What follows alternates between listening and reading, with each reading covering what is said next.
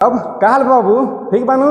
सब बढ़िया और घर परिवार बढ़िया, सब ठीक बाड़ा लोग। लेकिन तहनी के पढ़ाई ठीक नहीं के चल ठीक बा।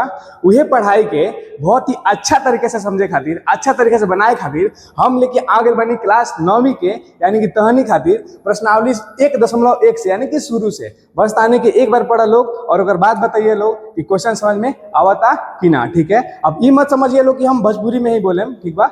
हम अभी हिंदी में बात करें, काहे कि भोजपुरी बोलेगा पड़ा था कैसे कि बिहार के क्वेश्चन है और बिहार के ये मैथ है, ठीक बा। तो चलो लोग शुरू करते हैं सर। तो चलिए यहाँ पे देखिएगा प्रश्नावली 1.1 जो कि क्लास 9वीं का है। और यहाँ देखिए पहला क्वेश्चन, सीधा से बात, हम सीधा क्वेश्चन पे ही आते हैं। इसको हटा दे रहे, थोड़ा सा देखिएगा लोग, इसको हटा दे रहे हैं और अपना वाला चश्मा लगा ले रहे हैं, ठीक है। ये वाला मेरा चश्मा है, सो आप लोग बुरा नहीं मानिएगा, थोड़ा सा जो मैंने भोजपुरी यूज किया उसके लिए। तो चलिए देखते हैं पहला क्वेश्चन पे, चलिए ध्यान से देखिएगा आप लोग। क्वेश्चन बोल रहा है, यहाँ देखिए सबको, इधर इधर मेरे तरफ नहीं, इधर देखना है। बोल रहा है क्या शून्य एक परिमेय संख्या है? बोल रहा है कि शून्य एक परिमेय संख्या है, क्या इसे p/q के रूप में लिख सकते हैं जहां p और q पूर्णांक है और q नॉट इक्वल 0 हो, यानी कि q यानी कि नीचे वाला मान जो है ना 0 नहीं होना चाहिए।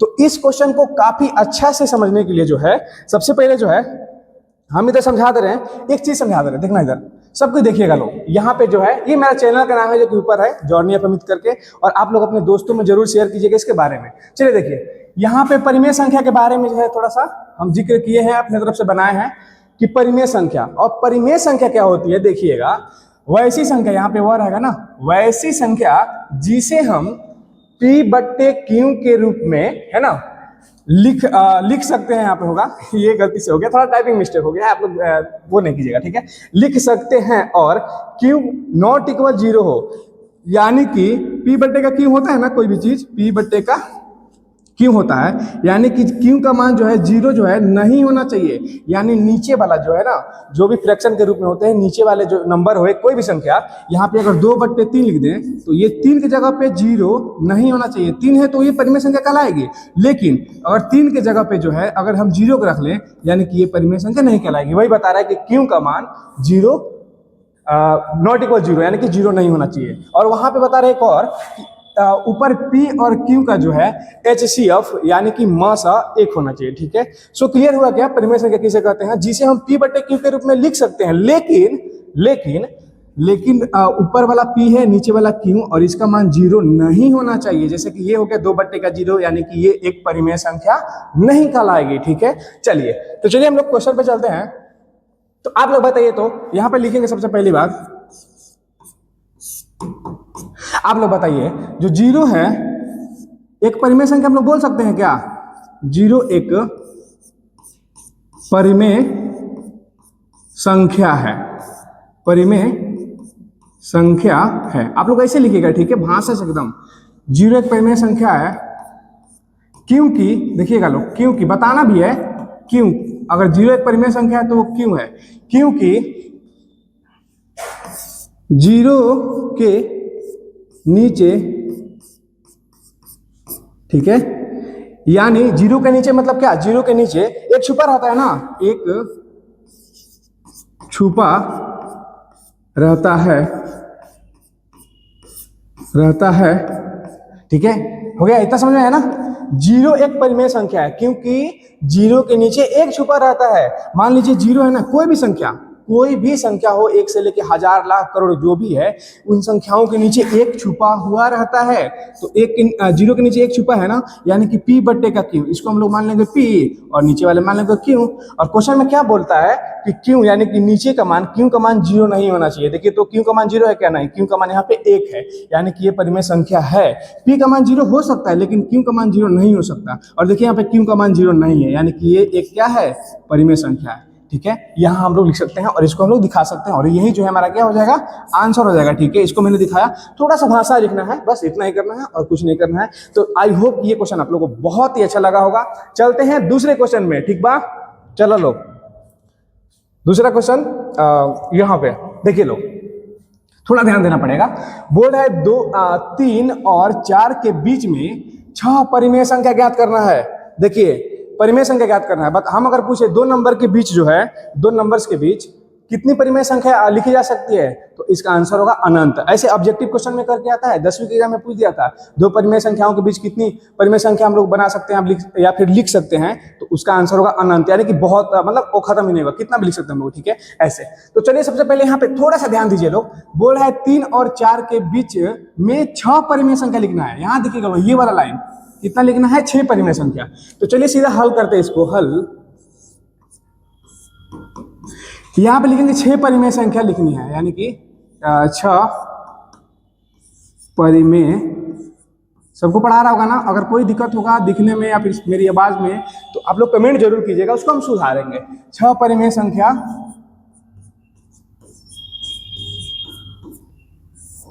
निकालना है, सिंपल सी बात, ज्ञात करना है, निकालना एक ही बात है,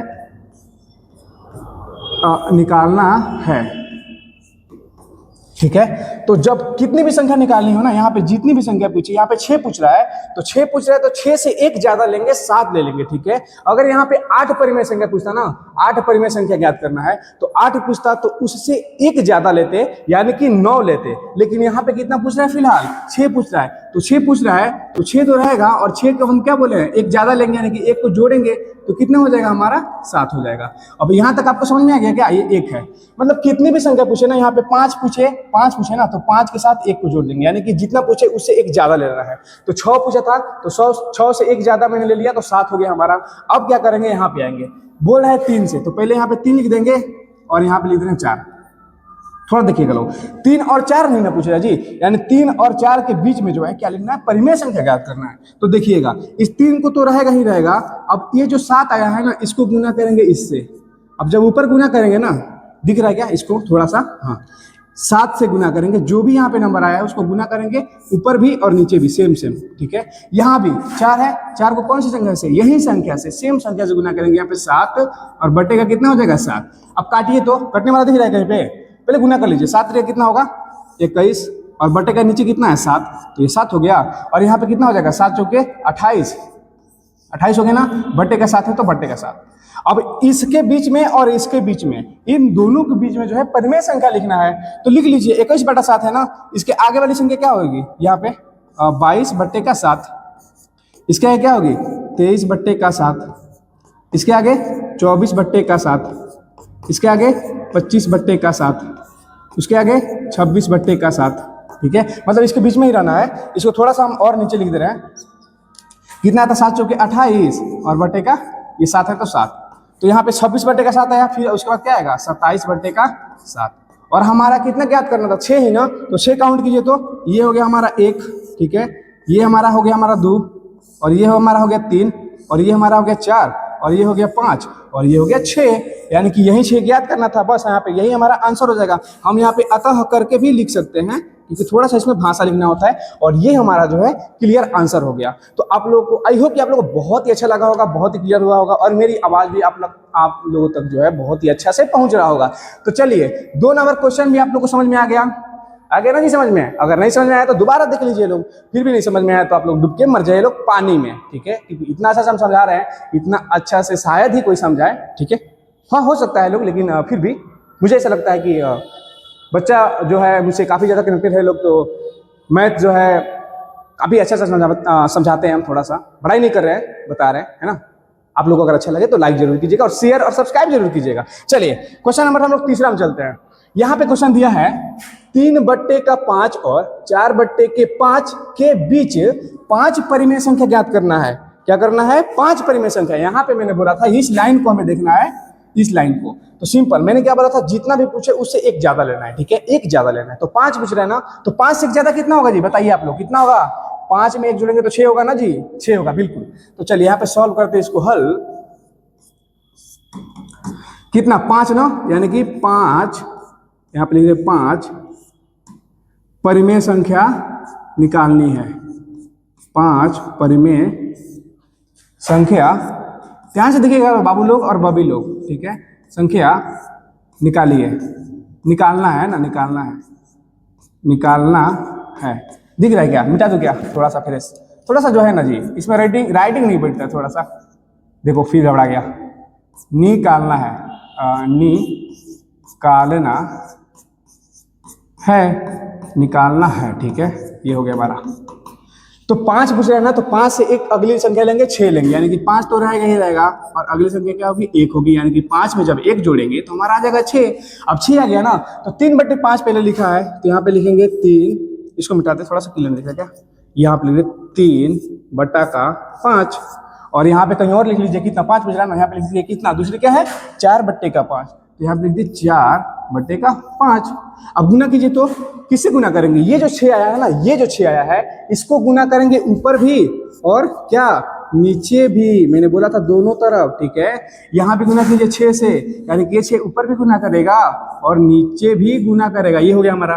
तो गुना कीजिए, 6 तरीका कितना हो जाएगा 18/, नीचे 6 बचे कितना हो जाएगा 30, यहाँ देखिए तो 6 चौके कितना हो जाएगा 24, और यहाँ पे नीचे 6 बचे 30 हो जाएगा, यानी कि 18/30 और 24/30 में हमारा 5 परिमेय संख्या निकालना है। तो 18 के बाद क्या आएगा 19/30, फिर उसके बाद क्या आएगा 20/30, उसके बाद क्या आएगा 21/30, और उसके बाद 22/30, और उसके बाद 23/30। 5 संख्या निकल गई ना हमारा, यानी कि इसके, ये देखिए लोग जरा, इसके और इसके बीच में हमें निकालना था, यानी कि 4/5 और 3/5 के बीच में जो हमें निकालना था, कितनी संख्याएं यहाँ पे दे रखा है 5 परिमेय संख्या, 5 निकल गया ना, ये रहा 1, ये रहा 2, ये 3 और 4, ये 5। तो आई होप कि ये भी क्वेश्चन आप लोगों को बहुत ही अच्छा से क्लियर हुआ होगा, ठीक है, समझ में आया ना। क्या मेरी आवाज़ थोड़ा सा रिफ्लेक्ट कर रहा है क्या, मतलब कि दोबारा सुना रहा है क्या? अगर ऐसा है तो आप लोग जरूर मैसेज कीजिएगा। अगर मेरे बोलने की जो स्पीड है वो भी अगर फास्ट होगा तो भी आप लोग कमेंट कीजिएगा। सो चलते हैं अगला क्वेश्चन में। आज का ये लास्ट क्वेश्चन है, जो कि प्रश्नावली 1.1 में सिर्फ 4 ही क्वेश्चन दिया है, और 4 क्वेश्चन यानी कि लास्ट क्वेश्चन है। यहाँ पे पूछ रहा है, नीचे दिए गए कथन सत्य है या असत्य, कारण के साथ अपना उत्तर दीजिए, ठीक है। यानी कि क्वेश्चन दिया है और पूछ रहा है कि कौन सही है और कौन गलत है, ठीक। देखिएगा, पूछ रहा है प्रत्येक प्राकृतिक संख्या एक पूर्ण संख्या होती है क्या? आप लोग बताइए तो जरा, बताओ लोग, तो नहीं क्या प्रत्येक जो प्राकृतिक संख्या है, जो प्राकृतिक संख्या है वो क्या पूर्ण संख्या होती है? तो आप लोग ये, अब किसना लोग को ये भी नहीं पता होगा जी, प्राकृतिक संख्या क्या है, पूर्ण संख्या क्या है, नहीं पता। ये पता होना ही चाहिए भाई आपको। सम संख्या, विषम संख्या, प्राकृतिक संख्या, पूर्ण संख्या, पूर्णांक संख्या, परिमेय संख्या, अपरिमेय संख्या याद होना ही चाहिए, खासकर 9th और 10th वालों के लिए, ठीक है। ये बात याद रखना आप लोग। चलिए यहाँ पे एक चीज दिखा दे रहे आप लोग को, क्या गया, वो चीज नहीं है क्या जी, इसमें हमने डाल रखा था, सो शायद इसमें वो चीज नहीं है ना, नहीं है, ठीक है, खैर कोई नहीं। चलिए लोग देखिए, यहाँ पे देखिए लोग, प्राकृतिक संख्या किसे कहेंगे? प्राकृतिक संख्या यानी कि यहाँ पे देखिएगा लोग, प्राकृतिक संख्या मैंने लिख दिया यहाँ पे, प्राकृतिक संख्या, देखिए ध्यान से।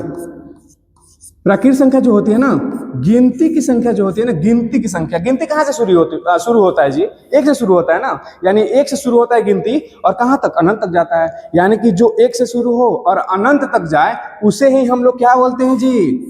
प्राकृतिक संख्या, यानी गिनती की संख्या। गिनती 1 2 3 4 5 ऐसे करके जो ये जाएगा, यानी कि 1 से ही शुरू होगा। उसके बाद एक और लिख दे यहाँ पे, पूर्ण संख्या, पूर्ण संख्या, पूर्ण संख्या। और पूर्ण संख्या क्या होता है? जब इस गिनती की संख्या में हम लोग पहले 0 को शामिल कर लेते हैं ना, यानी गिनती की संख्या तो रहेगा ही, और इससे पहले हम लोग 0 को बैठा लें, यानी कि ये सब सेम रहेगा, ठीक है। जब 0 को हम लोग बैठा लेंगे गिनती की संख्या में, तो वो हमारी पूर्ण संख्या बन जाती है, ठीक है। क्या बन जाती है? पूर्ण संख्या। एक और यहाँ पे लिख देते हैं, लिख ही दे रहे इसी बहाने सब कुछ। एक और है पूर्णांक संख्या। पूर्णांक संख्या क्या होती है? देखिएगा लोग, पूर्णांक संख्या, ठीक है। पूर्णांक संख्या जो कि माइनस में भी होता है और प्लस में भी होता है। जब दोनों संख्या एक साथ जुड़ती है ना, यानी कि धनात्मक और ऋणात्मक संख्या दोनों एक साथ जुड़ता है, तो वो हमारा पूर्णांक संख्या बनता है। तो देखिएगा यहाँ पे ध्यान से, तो पूर्णांक संख्या किसे कहेंगे? ध्यान से देखिएगा आप लोग। जैसे यहाँ पे लिखे -4, -3, -2 और -1 और 0, और 0 के बाद जो है प्लस में संख्या होने लगेंगी 1 2 3 और 4। थोड़ा देखिएगा लोग, यानी कि हम माइनस से घटते गया फिर 0 है, और 0 से फिर बढ़ते जा रहा है। तो ये संख्या इधर माइनस में है, निगेटिव में, और इधर प्लस में यानी कि पॉजिटिव में, धनात्मक और ऋणात्मक। धनात्मक और ऋणात्मक संख्याओं के मिलने से ही जो है पूर्णांक संख्या बनती है, ठीक है। क्लियर हुआ? और परिमेय संख्या के बारे में तो हम बता ही दिए हैं। तो चलते हैं सीधा क्वेश्चन में। देखिए यहाँ पे पूछ रहा है, प्रत्येक प्राकृतिक संख्या, यानी कि ये जो संख्या इसको पूछ रहा है, ये प्राकृतिक संख्या एक पूर्ण संख्या होती है। आप लोग बताइए तो, ये प्राकृतिक संख्या पूर्ण संख्या होती है क्या? क्या इस प्राकृतिक संख्या, देखिए ध्यान से पूछ रहा है कि क्या प्रत्येक प्राकृतिक संख्या पूर्ण संख्या हो सकती है। आप लोग बताइए तो हो सकता है कि नहीं हो सकता है ना, बिल्कुल हो सकता है। क्यों? क्योंकि ये पूरा जो है गिनती की संख्या इसमें शामिल है ना जी। देखिए तो ये पूरा का पूरा इसमें आ गया है, यानी कि वो प्राकृतिक संख्या जो है पूर्ण संख्या बिल्कुल हो सकती है। तो यहाँ पे लिखेंगे क्या, सत्य। आई होप कि आप लोगों को बहुत ही अच्छा से क्लियर हुआ होगा, यानी कि ये सत्य बोल रहा है। चलिए दूसरा चलते हैं। दूसरा बोला है प्रत्येक पूर्णांक एक पूर्ण संख्या होती है। आप लोग बताइए तो प्रत्येक पूर्णांक पूर्ण संख्या हो जाएगी क्या? देखिए तो पूर्ण संख्या किसे कहेंगे हम लोग, जो जीरो से शुरू हो और पूरा ये अनंत तक जाए। लेकिन पूर्णांक संख्या किसे कहेंगे, जिसमें माइनस वाली भी संख्याएं हो और प्लस वाली संख्याएं हो। क्या यहाँ पे पूर्ण संख्या, यहाँ पूर्ण दिख रहा है, क्या पूर्ण संख्या में कहीं माइनस वाली संख्या दिख रही है? नहीं दिख रही है ना, यानी कि जो है प्रत्येक पूर्णांक संख्या एक पूर्ण संख्या नहीं हो सकती। तो ये क्या हो जाएगा हमारा, असत्य हो जाएगा। ठीक है, तो ये हो गया हमारा असत्य। ओके, इतना क्लियर हुआ। चलिए लास्ट में चलते हैं। प्रत्येक परिमेय संख्या एक पूर्ण संख्या होती है क्या? बोला है प्रत्येक परिमेय संख्या एक पूर्ण संख्या होती है। तो परिमेय संख्या किसे बोलते हैं, जो कि बट्टे के रूप में हो, 2/3, यही तो परिमेय संख्या है ना। अब ये जो परिमेय संख्या है क्या पूर्ण संख्या हो सकती है क्या? देखिए तो क्या इस तरीके से यहाँ पे कोई इंटरफेस देखने को दिख रहा है, मतलब कि ये परिमेय संख्या है और परिमेय संख्या पूर्ण संख्या हो सकती है। देखिए तो ऐसा इसमें है क्या, कहीं पे नहीं दिख रहा है ना, यानी कि ये बट्टा के रूप में नहीं है, बट ये है, यानी कि प्रत्येक परिमेय संख्या एक पूर्ण संख्या नहीं हो सकती। तो आंसर क्या हो जाएगा, असत्य। ठीक है, तो आई होप कि आज की क्लास आप लोग को बहुत ही अच्छी लगी होगी। और ये वीडियो जो कि आप लोगों के लिए बनाया था मैंने, और बहुत ही, और आप लोग के लिए अगर इसके आगे जो प्रश्नावली 1.1 डालेंगे। अगर वीडियो आप लोग को अच्छा लगे तो अपने दोस्तों में, अपने घर वालों में, जो कि 8 क्लास, 9 क्लास और 10 क्लास, ये जो मेरा चैनल है ना, इसमें क्लास 8वीं, 9वीं और 10वीं के लिए मैथ पढ़ाते हैं बहुत ही अच्छा से, बेसिक तरीका से। जिसको नहीं आता वो बिल्कुल ध्यान से देखिए लोग, और बिल्कुल उसे समझने के बाद भी नहीं आता ना, तो आप लोग कमेंट कीजिए, उससे भी हम काफ़ी बेहतर तरीके से समझाने की कोशिश करेंगे। तो आज के लिए धन्यवाद। आप लोग मेरे चैनल को सब्सक्राइब जरूर कीजिए। 1 के सब्सक्राइबर जल्दी ही पहुंचना चाहिए, लगभग 2 से 3 महीने में। ठीक है, थैंक यू, धन्यवाद।